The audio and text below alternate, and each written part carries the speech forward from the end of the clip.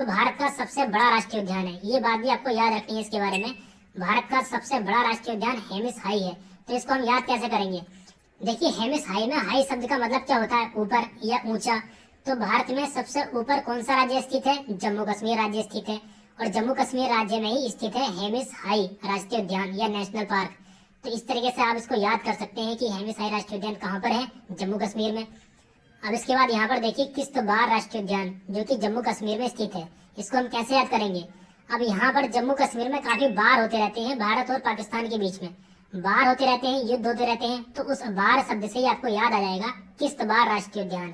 अब यहाँ पर इसके बाद देखिए, यहाँ बाढ़ होते हैं, लोग परेशान होते हैं। जब लोग परेशान होते हैं तो इन लोगों में गम रहता है, काफी गम में डूबे रहते हैं ये लोग, परेशान होते हैं।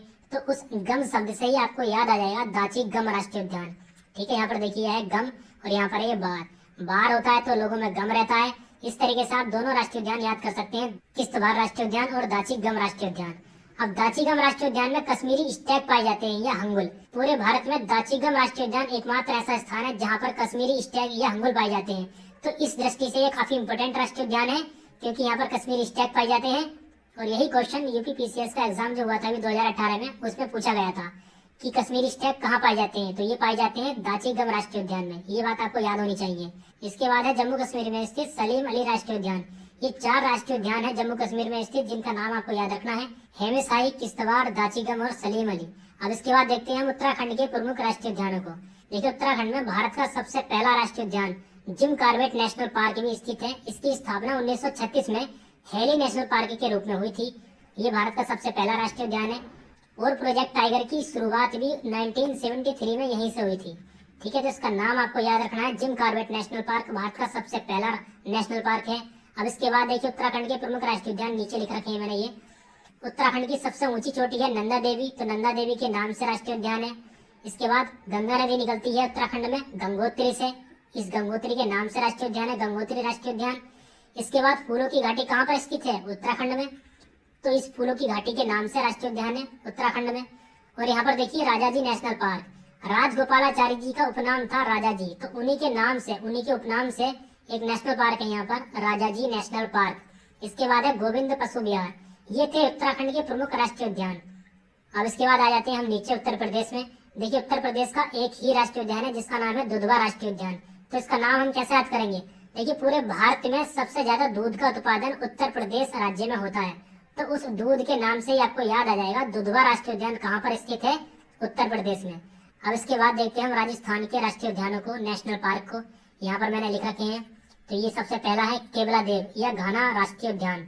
तो इसे दोनों नामों से जाना जाता है, पेपर में दोनों नाम आपके सामने लिखे हुए दिख सकते हैं। केवला देव या घाना राष्ट्रीय उद्यान स्थित है राजस्थान में। इसके बाद देखिए पूरे भारत में सबसे ज्यादा मरुस्थलीय स्थान कहाँ पर है? राजस्थान में। तो यहाँ पर मरुस्थलीय के नाम से ही है एक राष्ट्रीय उद्यान, मरुस्थलीय राष्ट्रीय उद्यान। इसके बाद है 2 राष्ट्रीय उद्यान, रणथंभौर राष्ट्रीय उद्यान और सरिस्का राष्ट्रीय उद्यान। दोनों राजस्थान में स्थित हैं और दोनों बाघों के संरक्षण के लिए प्रसिद्ध हैं, रणथंभौर और सरिस्का। यहाँ पर आपको पता भी होगा कि रणभूमि कहाँ से संबंधित है? राजस्थान से। इस तरीके से अगर एग्जाम में रणथंभौर नाम आता है तो आप आसानी से पहचान पाएंगे कि रणथंभौर राष्ट्रीय उद्यान कहाँ पर स्थित है? राजस्थान में। और ये दोनों रणथंभौर और सरिस्का बाघों के संरक्षण के लिए प्रसिद्ध है। आगे देखते हैं। अब यहाँ पर देखिए गुजरात का एक प्रमुख राष्ट्रीय उद्यान है गिर राष्ट्रीय उद्यान या गिर नेशनल पार्क, और ये एशियाटिक बब्बर शेर के लिए प्रसिद्ध है। यहाँ पर एशियाटिक बब्बर शेर रहते हैं, ये बात आपको पता होना चाहिए। ये क्वेश्चन भी एग्जाम में पूछ लिया जाता है कि एशियाटिक बब्बर शेर किस राष्ट्रीय उद्यान में रहते हैं, तो ये आपको पता होना चाहिए, गिर राष्ट्रीय उद्यान में एशियाटिक बब्बर शेर रहते हैं। अब इसके बाद देखते हैं मध्य प्रदेश के प्रमुख राष्ट्रीय उद्यानों को। देखिए, मध्य प्रदेश और अंडमान निकोबार द्वीप समूह पर सबसे ज्यादा राष्ट्रीय उद्यान है 9। तो इसमें हम मध्य प्रदेश के राष्ट्रीय उद्यानों को देख लेते हैं। सबसे पहले यहाँ पर देखिए मैंने लिख रखा है, जिनमें की सबसे पहले हमें याद करना है कान्हा नेशनल पार्क। आपको पता भी होगा, इसका नाम आपने बहुत सुना होगा, कान्हा नेशनल पार्क। तो इसका नाम आपको ऐसे ही याद करना है, बिना ट्रिक के, आसानी से याद रहेगा। कान्हा नेशनल पार्क स्थित है मध्य प्रदेश में, जो बाघ और तेंदुए के लिए प्रसिद्ध है, ये भी आपको पता होना चाहिए। अब इसके बाद देखिए कई राष्ट्रीय उद्यान मध्य प्रदेश के नाम से ही याद हो जाएंगे। देखिए, मध्य प्रदेश में मध्य आता है, मध्य, उसी मध्य शब्द से आपको माधव याद आ जाएगा। तो माधव राष्ट्रीय उद्यान है मध्य प्रदेश में स्थित, ये आपको पता चल गया। अब माधव के नाम से बांधवगढ़ भी याद आ जाएगा आपको। तो माधव और बांधवगढ़ राष्ट्रीय उद्यान मध्य प्रदेश में स्थित है, ये आपको पता चल गया है। और बांधवगढ़ राष्ट्रीय उद्यान सफेद बाघों के लिए प्रसिद्ध है। ठीक है, इनके बारे में जो प्रमुख तथ्य हैं ये भी आपको याद रखने हैं, एग्जाम में पूछ लिए जाते हैं।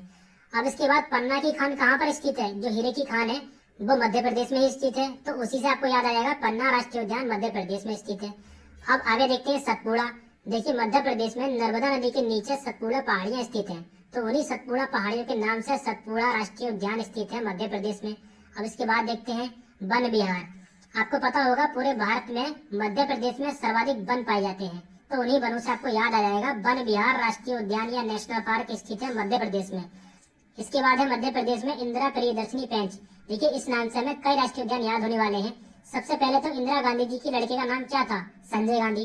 तो केवल संजय के नाम से यहाँ पर एक राष्ट्रीय उद्यान है, संजय राष्ट्रीय उद्यान।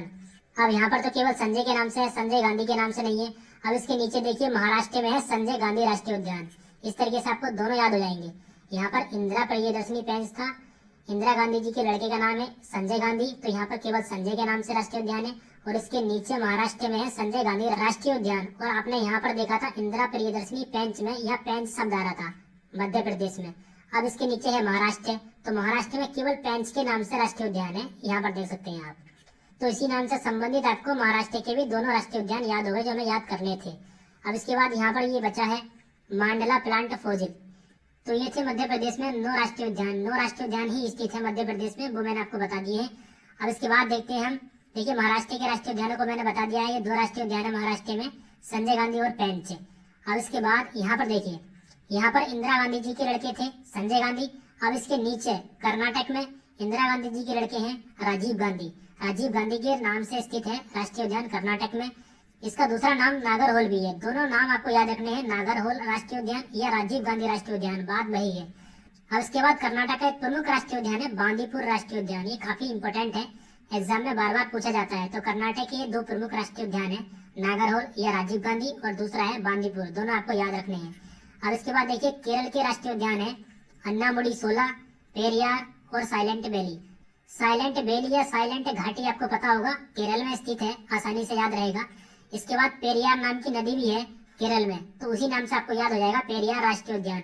और ये हाथी के संरक्षण के लिए प्रसिद्ध है, ये आपको पता होना चाहिए, हाथी के लिए प्रसिद्ध है पेरियार। अब आगे देखते हैं, तमिलनाडु और केरल की सीमा पर है अन्नामलाई की पहाड़ियां, उसी की सबसे ऊंची चोटी है अन्नाईमुडी। तो उसी के नाम जैसा ये नाम है अन्नामुडी सोला। ये नाम आपको अन्नाईमुडी से याद रहेगा, अन्नामुडी सोला, उसी के जैसा नाम है ये। तो ये 3 राष्ट्रीय उद्यान थे केरल में स्थित, अन्नामुडी सोला, पेरियार और साइलेंट वैली। ये 3 प्रमुख राष्ट्रीय उद्यान है केरल के। अब इसके बाद यहाँ पर देखिए गोवा का राष्ट्रीय उद्यान है महावीर राष्ट्रीय उद्यान, ये गोवा में स्थित है, ये आपको ऐसे याद रखना है। आगे देखते हैं हम। देखिए आपको पता होगा भारत की सबसे ऊंची चोटी केटू यहाँ पर स्थित है, केटू, ठीक है। अब दूसरी सबसे ऊंची चोटी है भारत की सिक्किम में स्थित, कंचनजंगा के नाम से, तो उसी के नाम से सिक्किम में स्थित है कंचनजंगा राष्ट्रीय उद्यान, ये आपको पता चल जाएगा आसानी से। अब इसके बाद यहाँ देखिए नामदफा राष्ट्रीय उद्यान, अरुणाचल प्रदेश का एक प्रमुख राष्ट्रीय उद्यान है नामदफा, बार बार एग्जाम में आता रहता है, ये नाम आपको याद रखना है। इसके बाद यहाँ देखते हैं असम के 2 प्रमुख राष्ट्रीय उद्यान है जो बार बार एग्जाम में पूछे जाते हैं, काजीरंगा राष्ट्रीय उद्यान और मानस राष्ट्रीय उद्यान। काजीरंगा राष्ट्रीय उद्यान एक सींग वाला गैंडा के लिए प्रसिद्ध है, ठीक है। इसके बाद मानस जंगली भैंसे के लिए प्रसिद्ध है। इनके बारे में आपको ये प्रमुख तथ्य भी याद रखने हैं, काजीरंगा राष्ट्रीय उद्यान एक सींग वाले गैंडे के लिए प्रसिद्ध है और मानस है जंगली भैंसे के लिए। अब इसके बाद देखते हैं नीचे, यहाँ पर देखिए ये है मणिपुर। तो मणिपुर में आपको पता होगा एक तैरती हुई झील है लोकटक झील, जिसे तैरती हुई झील कहा जाता है। तो उसी झील में स्थित है केवुल लामजाओ, जो विश्व का एकमात्र तैरता हुआ राष्ट्रीय उद्यान है, ठीक है। बहुत ज्यादा इंपॉर्टेंट है केवुल लामजाओ, क्योंकि ये विश्व का एकमात्र तैरता हुआ राष्ट्रीय उद्यान है, इसलिए इंपॉर्टेंट है ये। आगे देखते हैं, यहाँ पर देखिए बिहार है, तो बिहार में एक ही राष्ट्रीय उद्यान है वाल्मीकि राष्ट्रीय उद्यान। तो ये नाम आपको याद रखना है कि बिहार में कौन सा राष्ट्रीय उद्यान है, वाल्मीकि। इसके बाद झारखंड का एक प्रमुख राष्ट्रीय उद्यान है बेतला राष्ट्रीय उद्यान, ये भी आपको याद रखना है। और उड़ीसा का एक प्रमुख राष्ट्रीय उद्यान है सिमलीपाल, ये एग्जाम में आता रहता है, सिमलीपाल राष्ट्रीय उद्यान। तो ये कहाँ पर स्थित है, उड़ीसा में। अब इसके बाद यहाँ देखिए महाराष्ट्र से एक नदी निकलती है गोदावरी नदी, जो दक्षिणी भारत की सबसे लंबी नदी है। तो जब गोदावरी नदी यहाँ पर आ जाती है तो यहाँ पर इसकी सहायक नदी है इंद्रावती, जो कि छत्तीसगढ़ की एक प्रमुख नदी है। यहाँ पर है लगभग वो नदी, देखिए मैं बना दे रहा हूँ। तो यहाँ पर है छत्तीसगढ़ में इंद्रावती नदी, उसी के नाम से है एक इंद्रावती राष्ट्रीय उद्यान, ये आपको पता भी होगा। देखिए नदियों की वीडियो मैंने सभी नदियों को ठीक से बता रखा है, उन वीडियो को आप देख सकते हैं। इसके बाद देखते हैं यहाँ पर है आंध्र प्रदेश। तो आंध्र प्रदेश का एक प्रमुख राष्ट्रीय उद्यान है पापीकोंडा, ये नाम भी आपको याद रखना है, पापीकोंडा। आंध्र प्रदेश का राष्ट्रीय उद्यान है। अब इसके बाद देख लेते हैं हम तमिलनाडु के प्रमुख राष्ट्रीय उद्यानों को। देखिए यहीं पर है मन्नार की खाड़ी, तो उसी के नाम से है एक मन्नार मैरीन या मन्नार की खाड़ी राष्ट्रीय उद्यान। ठीक है, ये नाम आपको आसानी से याद रहेगा। अब इसके बाद है मुदुमलाई। मुदुमलाई नाम से ही आप समझ जाएंगे कि ये कहाँ का राष्ट्रीय उद्यान होगा। तो मुदुमलाई राष्ट्रीय उद्यान तमिलनाडु का एक प्रमुख राष्ट्रीय उद्यान है।